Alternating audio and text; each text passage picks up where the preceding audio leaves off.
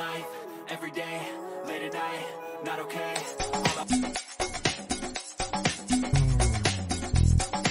Showbiz Kachika TV. Hello mga kachika!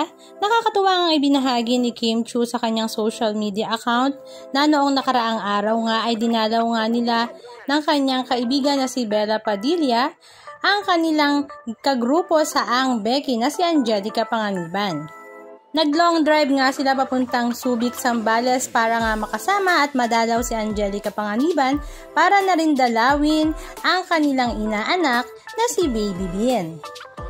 Napaka-solid nga ng friendship na ito dahil talaga namang going strong. Kahit hindi nga sila nagkikita araw-araw, ay talaga namang hindi pa rin mapapantayan ang kanilang pagkakaibigan. Kahit nga si Bella Padilla ay minsan ay nasa London, si Angelica naman ay nasa Subic at si Kim Chiu naman ay nasa Maynila, ay talaga namang okay na okay at masayang-masaya ang kanilang friendship. At mas naging strong pa nga ang kanilang friendship dahil nga sa kanilang mga pinagdaanan at nalampasan na mga pagsubok. At ngayon nga may anak na si Angelica Panganiban ay mas lalo nga sumaya ang kanilang pagkakaibigan dahil nga meron na silang human Barbie doll at talaga namang dinress up pa nga ni Kimi at ni Bella si Baby Bien. Nag-alamin ni Kim Chiu nga si Baby Bien nang siya nga ay bihisan ng kanyang ninang na si Kim Chiu. Samantala, binihisan nga rin siya ni Bella Padilla na talaga namang nagmalami ni Bella Padilla naman ang Baby Bien. Samantala, tuwang-tuwa naman si Angelica Panganiban sa mga ganap na ginawa ni Kimi at Bella sa kanyang unika iha na si Baby Bien. Halika at panoorin natin ang ilan sa mga video clips ganap na kanilang ibinahagi sa kanilang mga social media accounts.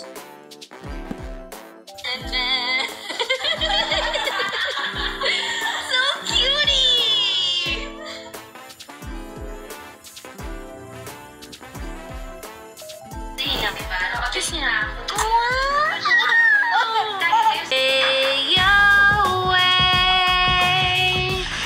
Again. Tomorrow, I love you. Ba't ayaw? Ayaw mo sing si Mama?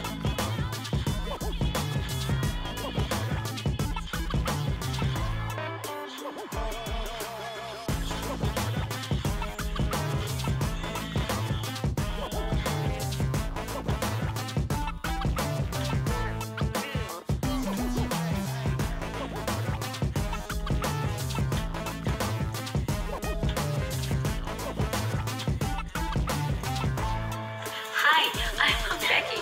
Of course, I love. I'm a Becky. Of course, I'm a workaholic. Walang inanay. I'm a Becky. Of course, I'm Becky.